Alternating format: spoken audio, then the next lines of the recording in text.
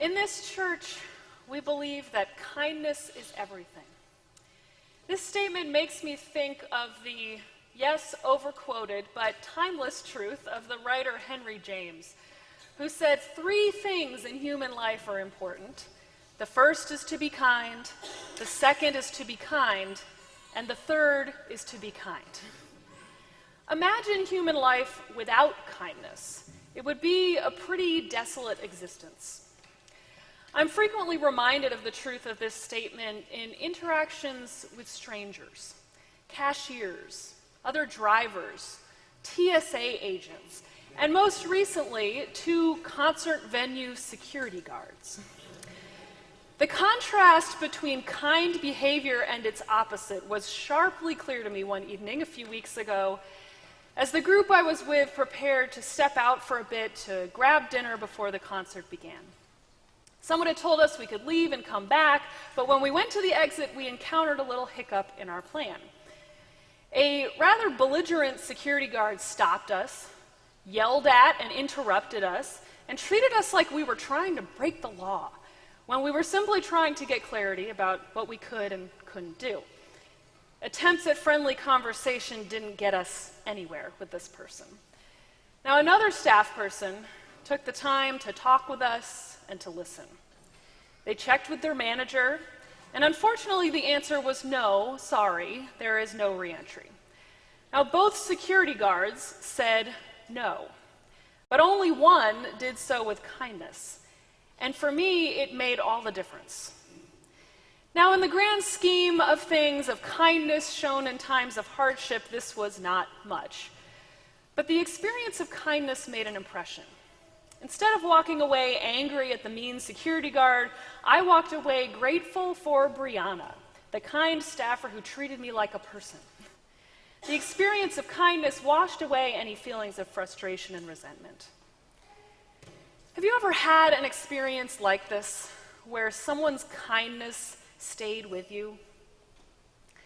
The poem from Yusef Komunyakaa that I read earlier asks, what do we need to measure kindness? We don't need a barometer, a temperature gauge, a ruler, or any kind of thingamajig, he says. We know in our hearts when kind-heartedness walks in. Even the bedazzled brute knows when sunlight falls through the leaves across honed knives on the table, writes the poet. Kindness is recognizable to us all, and when we experience it, it leaves its mark. The question each Sunday in this Lenten worship series is, why is today's statement of social values, that kindness is everything, a theological and spiritual commitment as well?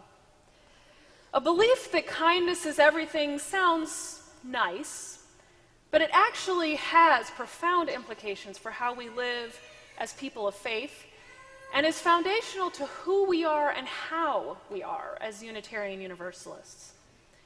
As George Saunders points out in his commencement speech in the video that we watched earlier, it turns out that kindness is not all puppies and rainbows. It is expansive. It encompasses everyone and everything, including places of difference and disagreement. And kindness asks something of us. It asks us to give up the insistence on being right and instead commit to being kind.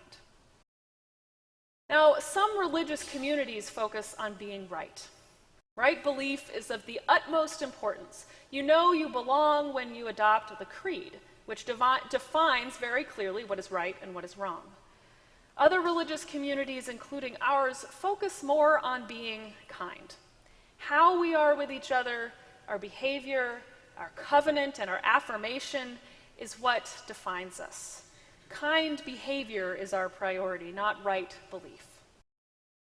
We're a religion that's focused less on believing the right thing to get us into heaven eventually, and more so on doing the kind thing to build heaven on earth here and now. Jack Kerouac sounded very much like a Unitarian Universalist when he wrote, "Practice kindness all day to everybody, and you will realize that you are already in heaven now." Naj ul Balagha, a collection of Muslim sermons attributed to Ali, the cousin of Muhammad, includes the saying, treat people in such a way and live amongst them in such a manner that if you die, they will weep over you. Alive, they crave for your company.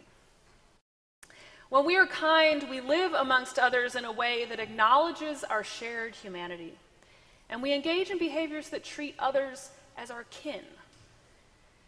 Now, Lent is a season in which we hold up a mirror and face our humanity in all its beauty and its shortcomings. We acknowledge our mortality with Ash Wednesday, we confront our vices, and we seek to live more fully and more authentically. So, friends, in the spirit of Lent, I want to challenge us to walk our talk when it comes to kindness. I know I can always do better in this area, and I bet some of you can too. In his commencement speech to the Syracuse University grads, George Saunders admits that he regrets most those failures of kindness, such as how he responded or didn't really respond to his classmate Ellen. I imagine we all have stories like this, times when we could have been kind, but instead we responded, as he says, sensibly, or reservedly, or mildly, or even self-righteously. It happens in our families and in our friendships, and it happens in social settings, particularly when something matters deeply to us. Unitarian Universalist minister Bill Sinkford says that especially when it comes to contentious issues, such as race or diversity, for example, it has been more important to some of us to be right than to be kind. He says, in these matters which touch our identities and our calling so directly, a culture of care and a covenant of respect seem essential. I see this happen too often in progressive communities, both religious and secular, and of course it happens in all kinds of communities, but I'll address the form that I see it take closest to home. When we are passionate about something, convinced of the right way to proceed or the right way to do something, we can venture sometimes into very unkind territory. But no matter how right we may be, no matter how deeply we care, and no matter our intentions, if we're not communicating and behaving with kindness, and if the impact is hurtful, then we must do better. Children have a natural inclination toward kindness. Unfortunately, many of us as adults unlearn this over time as we try to navigate this competitive culture that we live in. We put up armor in fear of what kindness will ask of us. What is asked of us in both giving and receiving kindness is open-heartedness, vulnerability, and courage. The emotional vulnerability that kindness requires is viewed by many as a liability. For if we even venture to crack that armor around our hearts, we might be exploited for being too kind. In the words of Adam Phillips and Barbara Taylor, authors of a book called On Kindness, this liability is considered by many to be too high a cost to pay for the warm inward balm of the benevolence for which we long in the deepest parts of ourselves. In his book, Between the World and Me, Ta-Nehisi Coates shares with his son a story about what's called the terror of kindness. This terror of kindness is deeply rooted in his experience, both personal and inherited, of living as a black man in America. Coates describes himself as marked by old codes, wounded and fearful, holding on to the instinct to always watch his back at every pass and to always be ready to go.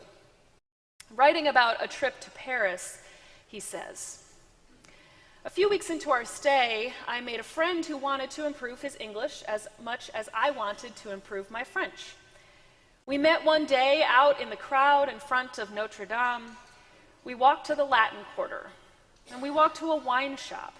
Outside the wine shop there was seating, so we sat and drank a bottle of red. We were served heaping piles of meats, bread, and cheese. Was this dinner? Did people do this? I had not even known how to imagine it. And more, was this all some elaborate ritual to get an angle on me? My friend paid, I thanked him, but when we left, I made sure that he walked out first. He wanted to show me one of those old buildings that seemed to be around every corner in the city. And the entire time he was leading me, I was sure he was going to make a quick turn into an alley where some dudes would be waiting to strip me of what exactly? But my new friend simply showed me the building, shook my hand, gave me a fine bon soiree, and walked off into the open night. And watching him walk away, I felt that I had missed part of the experience because of my eyes. Because my eyes were made in Baltimore. Because my eyes were blindfolded by fear. What I wanted, he says to his son, was to put as much distance between you and that blinding fear as possible. Coates longs for his son to have his own life free from fear, to not carry on those codes, that woundedness, and to live in such a way that he doesn't have to be suspicious of others' kindness. I think we all long for this, for ourselves and for our children. Phillips and Taylor describe kindness as a forbidden pleasure. Forbidden because it can be risky. It opens us to unpredictable consequences. It mingles our needs and desires with the needs and desires of others in a way that so-called self-interest never can. They say kindness is a way of knowing people beyond our understanding of them. And it's a forbidden pleasure because, as we know, it feels good to be kind, doesn't it? Think about the times that you've shown kindness to others. I know for me, just evoking such memories warms my heart and makes me smile, like that funny character that Daniel drew. Very rarely do I regret being kind. I more often regret those failures of kindness that occur because my sensible mind takes over. Those times that I didn't stand up for someone like Ellen, or when I was the priest in the story of the Good Samaritan and passed by someone who was suffering, or when, like Ta-Nehisi Coates, I was closed off to the kindness of others out of fear or out of the desire for self-sufficiency. But what if you and I, and what if this church lived as if kindness were everything? We would ask ourselves in all matters, what is the kind thing to do here? We would be motivated not by self-interest, but by a sense of kinship. We would embrace our covenant and call one another back to it when we stray from our best intentions and aspirations. We would help one another to overcome fear and soften the armor around our hearts. And we would embrace our forbidden pleasure, kindness. Now you may be thinking, but Lent is typically a time of giving up those forbidden pleasures. But not this one. Go for it. We were made for fun, says Komunyaka, the poet. Be kind, do kindness, and love kindness, as the prophet Micah says. And may you have the open-heartedness and the courage to embrace the kindness that others show toward you. May it be so. Amen.